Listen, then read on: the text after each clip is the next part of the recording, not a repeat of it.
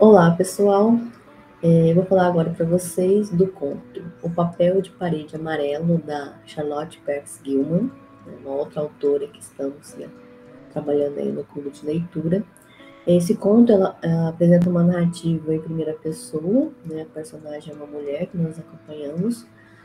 Confesso que a minha condição de leitura e também de produção interferiu muito, né? Eu desconfiava a todo momento, mas penso que também o modo como a narrativa é colocada como algo, quase um diário confessional para a gente, faz a gente sentir também as apreensões da personagem, né? Que se sente presa numa casa, numa mansão colonial com o marido, em que ela não pode fazer nada, que foi um lugar para ela poder descansar. Né? Então você vai sentindo isso, pelo menos eu senti essa apreensão, esse medo e também essa desconfiança, eu desconfiava principalmente do marido. E aí a narrativa nos coloca nessa mansão, que ela foi com o esposo dela, que é médico, né? Ela ressalta bem isso, ele é médico, e o irmão dela também é médico, que fala que ela precisa descansar, que ela não tem tecnicamente nada, né? Ela acha que ela não está bem, ela acha que ela está doente.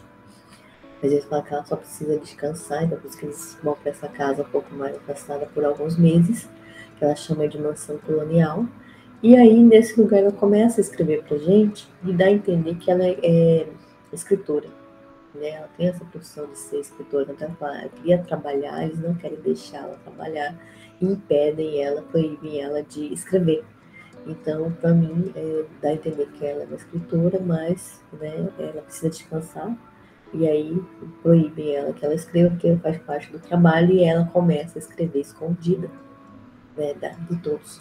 E isso é interessante porque ela fala que ela acaba ficando mais cansada ainda, porque ela se sente um alívio na escrita, mas o fato de ter que esconder de todos que ela está fazendo isso a cansa também, né? Então você tem esse lugar de uma pessoa que está num lugar afastado com o marido, né, que precisa descansar, e você vai criando uma imagem. Sinceramente, eu fui criando uma imagem negativa, principalmente do marido, né, que quer cuidados, que quer dar todo cuidado para ela, mas ela vai nos colocando nesse lugar e aí ela vai colocar esse quarto, que ela, né, até o quarto ela não pôde escolher, então eu mesmo fiquei com uma versão, principalmente com o marido, porque nem o quarto ela pôde escolher, né, ela foi ficar num outro quarto, que é o quarto das crianças, considerado o quarto das crianças nessa mansão, e aí esse quarto que ela não pôde escolher, né, teve que ficar com esse, era um quarto de crianças, então tinha grades na janela, tinha coisas penduradas, assim, e aí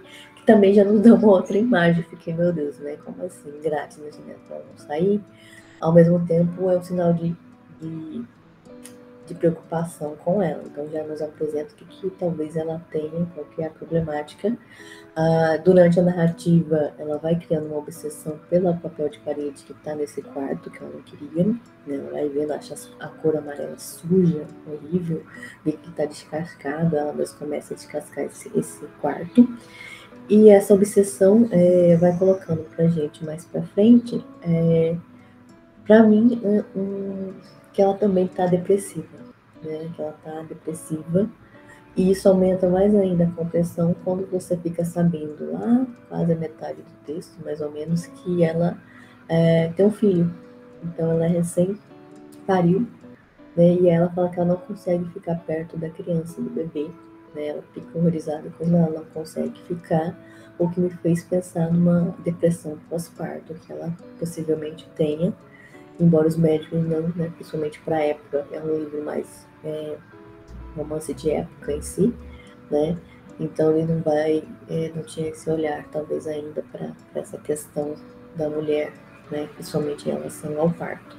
Né? Então são essas condições que a narrativa vai nos colocando, e dentro desse processo, né, desse lugar fechado que ela tem que viver e tudo mais, ela tem que escrever escondida pra gente, então ela fala, vou ter que escrever, fulano tá me observando, mas vou ter que escrever para vocês, né, o que acontece.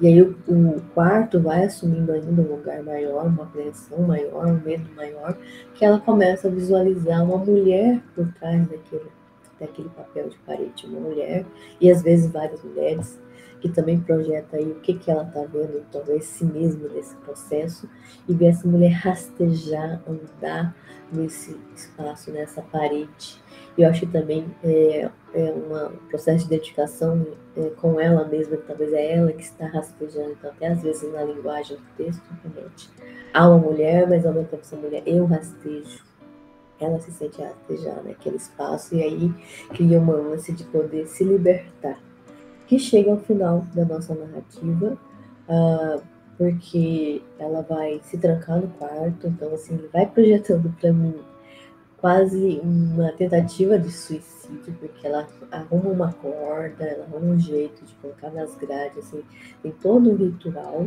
ela tranca, ela fala que ela vai dormir para ninguém incomodá-la, né, e ela tranca o quarto, então assim, meu Deus, o que ela vai fazer agora nesse final, né, e aí, quando o marido consegue entrar, né, porque ele consegue, ela fala para ele onde a chave tá, ele entra, ele fica também horrorizado, que ele desmaia.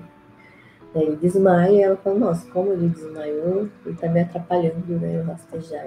Ela passa por ele, ela continua rastejando, saindo ali dessa parede no efeito de liberdade, né.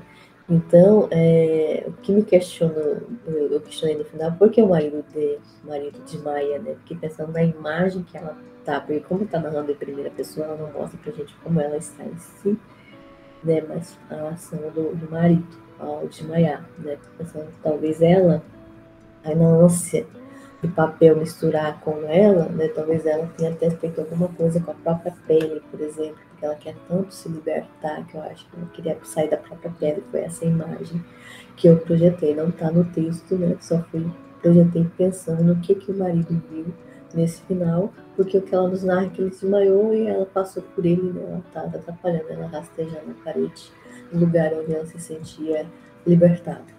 Então, ele nos mostra, né, ao seu final, esse lugar dessa mulher que fica presa, né? Claro que tem toda uma condição, né, de produção para que isso aconteça, mas que busca de alguma forma se libertar. Então a sensação da narrativa nos causa uma angústia, uma claustrofobia grande, né? Porque é o que ela está passando e o final visa essa libertação, mas que ao mesmo tempo produz um efeito de terror pelo que pode ter acontecido com ela nesse entremeio. Parece uma mulher que está sendo libertada ou uma mulher que está em meio à loucura. Você fica nessa apreensão nesse final.